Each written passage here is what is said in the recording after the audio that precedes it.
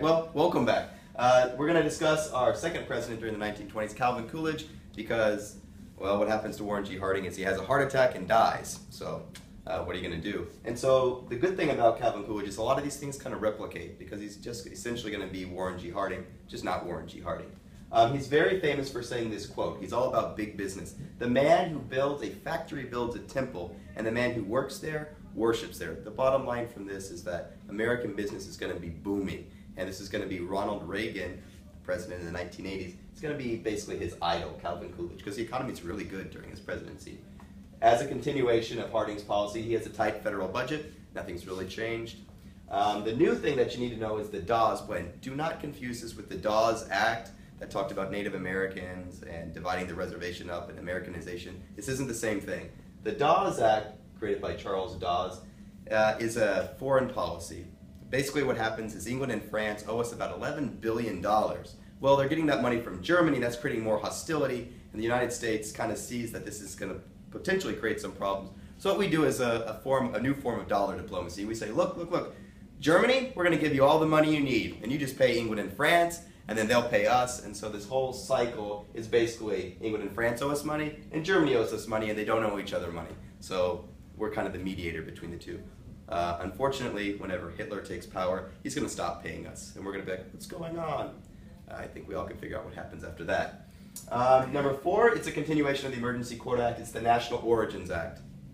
So under the National Origins Act, basically, based on 1910 data, immigrants from any country, you would only allow 2% of that. So if you had 100 immigrants in 1910, now you're only going to have 2 immigrants come in.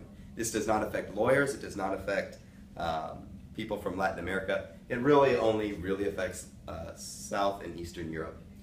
The Scopes monkey trial, the 1920s, is about conflict, and this one's about religious conflict. On the one hand, you have God. On the other side, you've got the new teachings of Darwin. And John T. Scopes was a teacher that said, look, I would like to teach evolution, but that was against the law in Tennessee.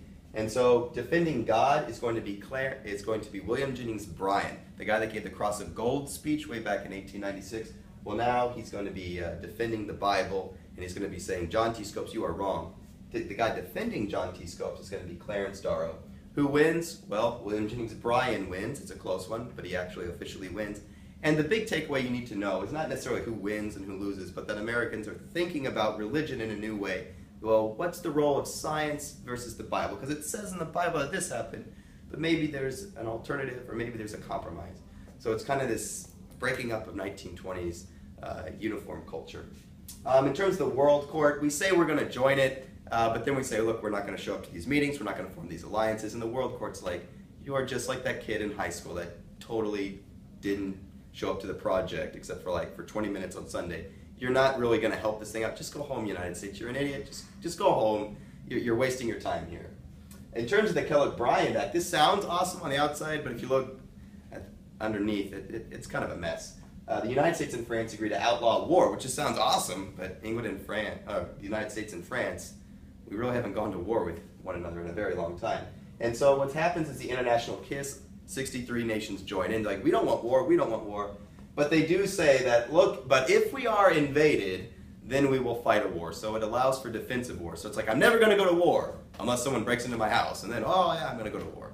So it's like, okay, you're not going to go to war unless you're invaded. Okay, fair enough. In terms of Latin America, we were decreasing troops in Nicaragua, and now we're increasing troops again. They still owe us money, there's instability, and we're uncomfortable with that, per usual. So ladies and gentlemen, that is Calvin Coolidge in a nutshell. Join in for the next installment where we basically are going to start a Great Depression.